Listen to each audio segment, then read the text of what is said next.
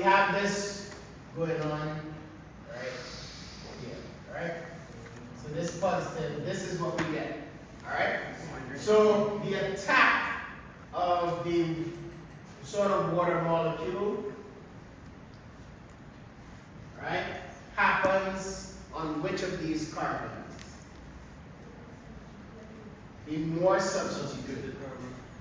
It does happen on the more substituted carbon. Or you could have it happen on the minor product being the one. The minor product did, but we're just focusing on major product.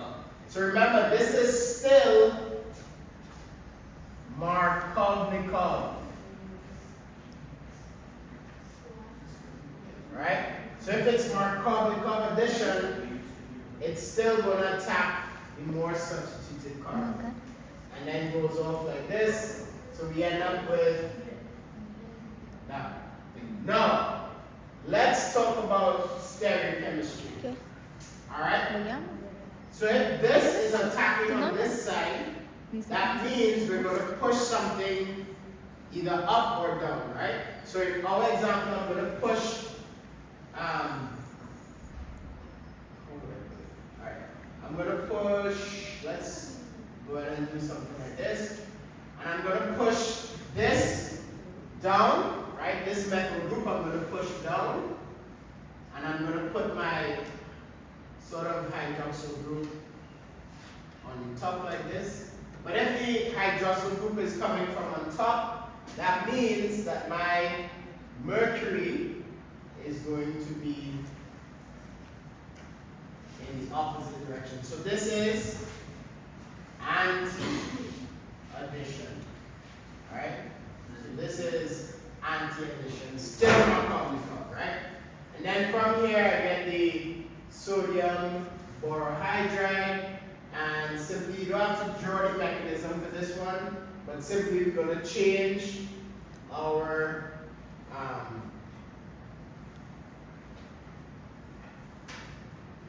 thing where we get the hydrogen. This mercury group goes and becomes a hydrogen. Right? So you don't have to draw it, you can draw it hydrogen, hydrogen. So it doesn't happen. Now, this is a Markovnikov addition, meaning that the hydroxyl group ended up on the more substituted carbon. We could have done this exact same reaction and still gotten the major product using just the water and the acid. But why did we do oxymercury? Why do you think we use oxymercuration, demercuration? For what? No, there's no rearrangement that could happen. To retain the So, no, regiochemistry is going to be the same whether or not we choose mercury or we did acid, right? Because there's no hydride shift, there's no methyl shift, because the more stable carbocation ion is a tertiary carbocation ion. But why would you use this method instead of just the acid? to prevent any medication. No, we're not focusing on hyperconjugation, not talking about that. It's a very simple answer. We want anti-addition. If I want a stereochemistry product that is just one version, I need to use the oxymercuration, demercuration. See, if I did this with just acid, I would have had two products here. I would have had one product where the OH could have been on top or below. Alright? So that's why we use oxymercury, because this is the only stereochemical product that we're going to produce. So that's why we do this reaction. Alright? So we do oxymercuration for this one because we want to maintain stereochem. Alright? This one is a little different. This one, we actually have an option where we actually create or prevent a hydride shift.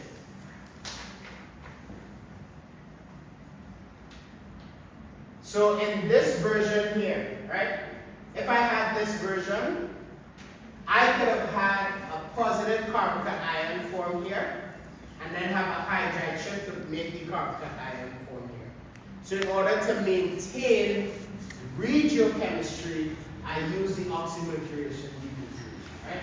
So from there, I go ahead and I have attack of the water molecule, goes and attacks here, I move that one up, so we end up with this thing where on one side we produce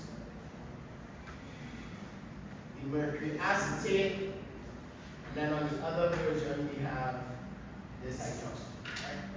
And then from there we go ahead and just do the sodium borohydride, producing our final product.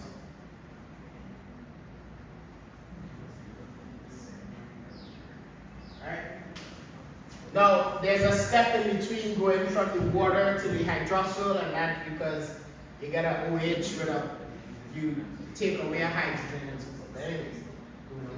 So in this example here, we're determining stereochemistry, and we're also going to determine regiochemistry, or prevent a shift in the rearrangement. Alright? So that's important for us to understand. Yes? You all have a question? What? No, but I'm talking about like I don't know if it's most of this now is going to be intro. Oh. That's what I'm doing here. Oh, yeah. So that's it. Alright, any questions? Any questions? Alright, so that's it. Next class we will finish off our alkenes additions. Alright, so we'll talk about oxidation using potassium permanganate osmium. Please, I will encourage you all, continue practicing on that worksheet. Alright, that worksheet is very helpful, and it will give you all practice for the test. Whether it's next week Wednesday or the Wednesday we come back.